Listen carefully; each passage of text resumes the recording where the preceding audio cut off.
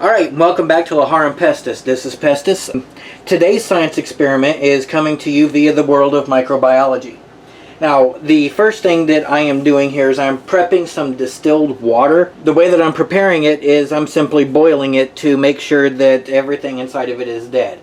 I'm going to be mixing up some homemade Petri dishes in an attempt to find the correct balance of not lab grade chemicals or lab grade agar to use. So I'm gonna try different concentrations of chicken broth along with gelatin to try and make pour plates. I'm also going to be boiling some of the chicken broth to sterilize it for use as a liquid growth media for some other bacterial samples. When I have got that water over there boiling, I'm going to put my Falcon tubes and I'm going to put my mini Petri dishes inside of it so that they will get sanitized, and we're going to go from there. We'll get back to you when I'm there. And we're back. Alright, as you can see, I have some boiling going on. This is going to be my sanitized water supply for all of the experiments, all the dilutions and everything that I'm going to be doing. And then this one is going to be, like I said, to sanitize all of these. So let's go ahead and hopefully these little bitty pieces of plastic that I got will hold together through the boiling.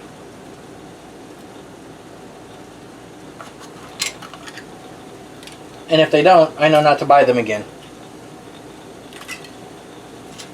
But these don't need to stay in there for very long to become sanitized. They just need to get a good dunking. And you don't even have to have a really rapid boil. Everything is going to be dead at above 160 degrees anyway. 160 degrees Fahrenheit. About, I actually don't know the Celsius for that. Stupid American, I know.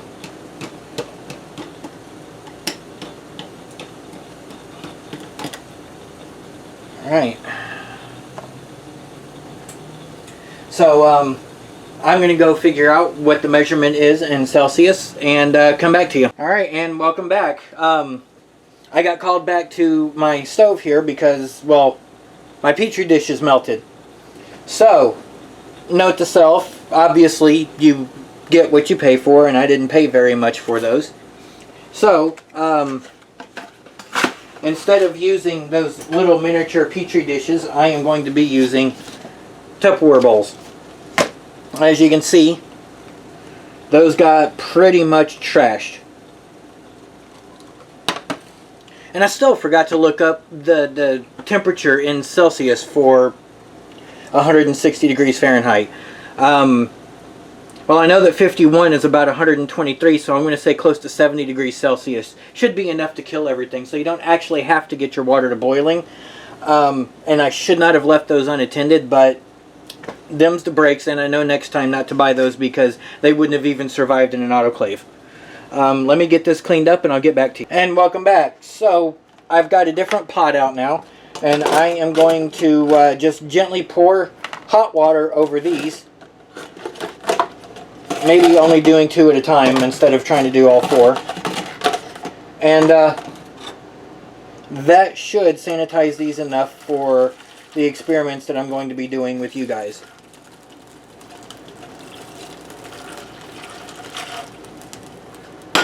I spilled some. I don't think that that's going to matter in the grand scheme of things.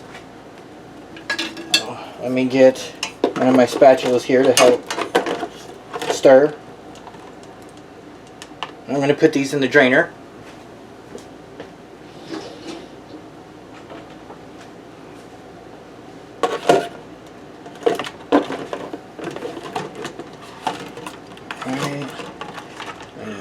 Loop that water around in there. Looks like I'm probably going to need a little bit more water.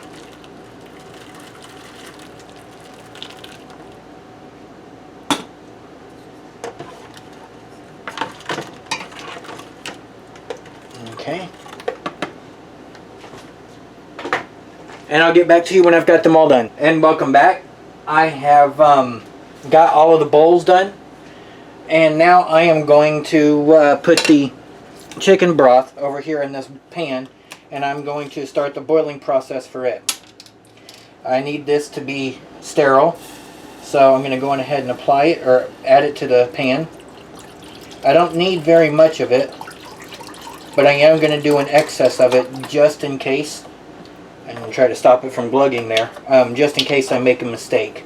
I don't want to start over again.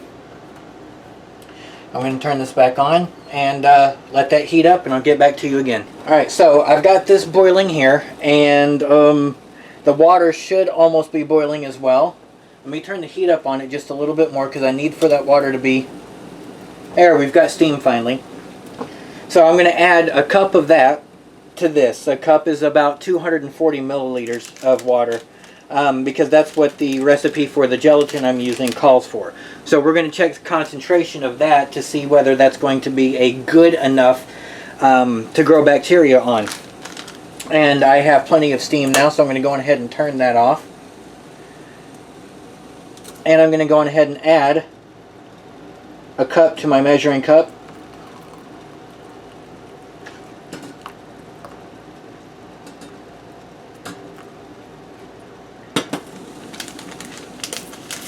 Open the packet up, and I'm going to add it,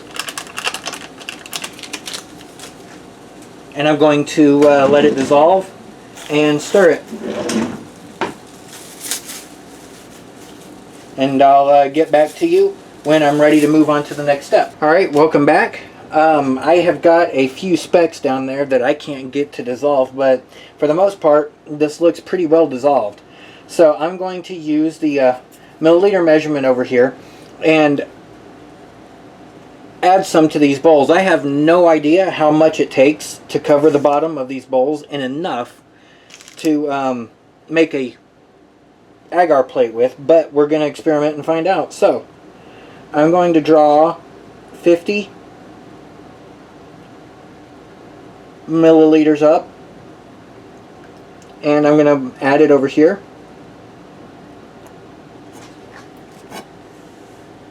Alright, maybe a little bit more, maybe 75 milliliters will be the trick.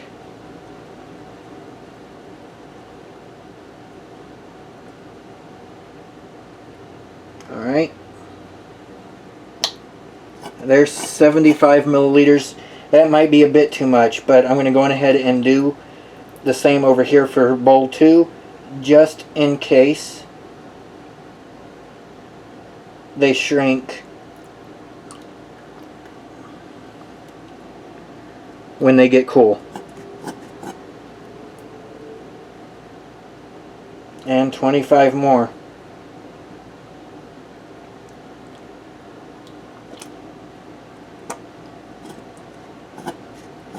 Alright, that's 75 milliliters in each one.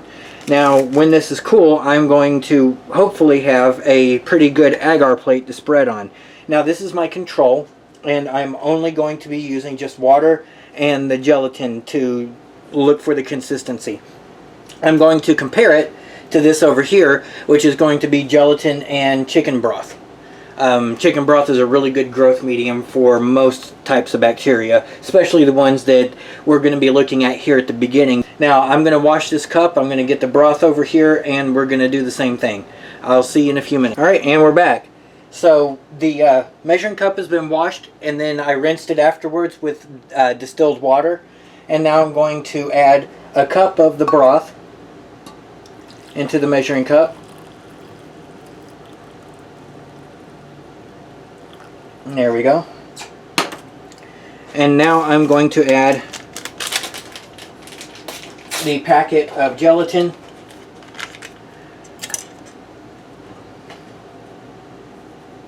This time I'm going to add it much more slowly than I did the first time, and see if that changes how we mix.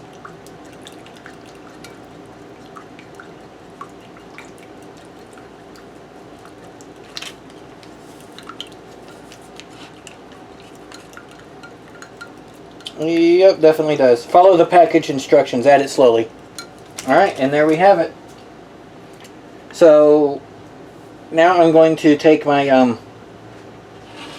baster here after I get the fork out of the way. And I am going to add 75 milliliters, the same as that. Got to follow the control. Note to self, I need to buy micropipetters for home. That's going to be a really expensive purchase, but I think it's going to be well worthwhile. Turkey baster just ain't cutting it. Alright, so I've got the plates poured, and I'm going to set the lids on top of them because I don't want bacteria getting to them.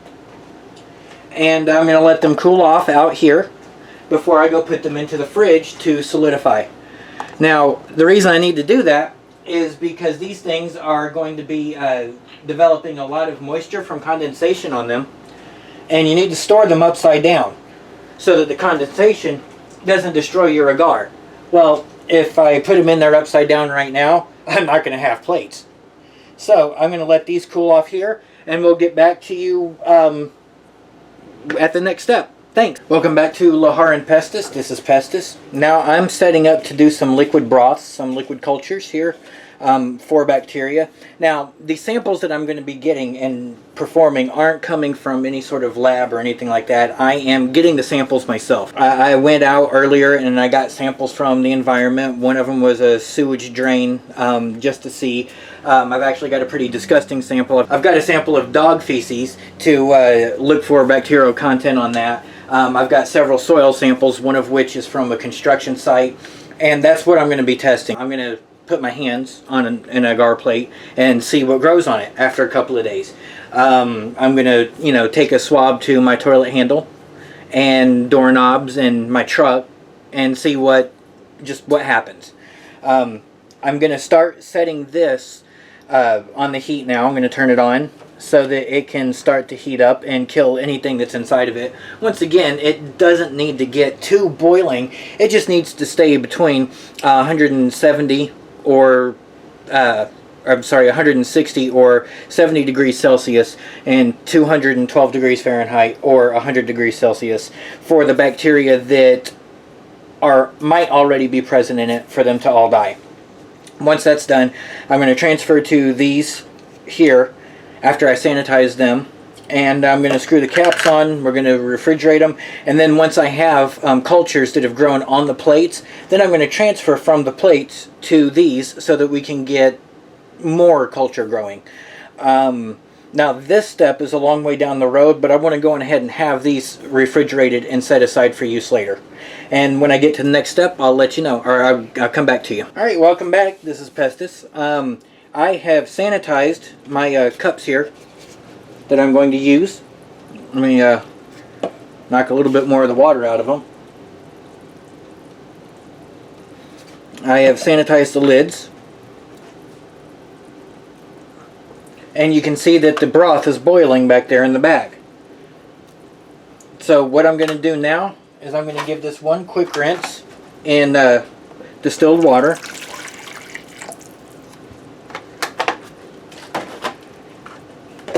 And I'm doing this so that I can make sure that all impurities and everything are out. Because I'm not really 100% certain what this plastic is made out of. And the initial washing and boiling that I did, or cleaning, was with tap water. So keep any of those elements out of my broth. This is kind of what I'm doing. Well, this is exactly what I'm doing, not kind of. And distilled water won't affect any of that at all. So, now these hold about 750 milliliters. I think I'm going to pour about 500 milliliters in. I mean, look for the marking on the side. There it is. Alright. Let me move that off the heat and let it stop boiling before I actually pour it in.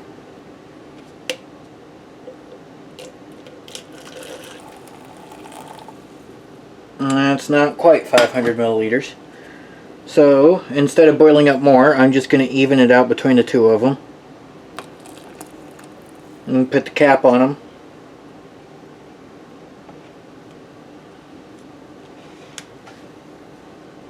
And that's about even. loosely so that stuff doesn't fall in. And now I'm going to let those cool, and we'll get back to you when the next step is ready. Alright, welcome back to Lahar and Pestis. This is Pestis. And I think that these are ready for me to flip upside down and keep in the fridge now. So I'm going to put the lid back on that one. And let's make sure that they don't fall. They shouldn't, but you never know. Here is the next one. Oh yeah, those look solidified nicely.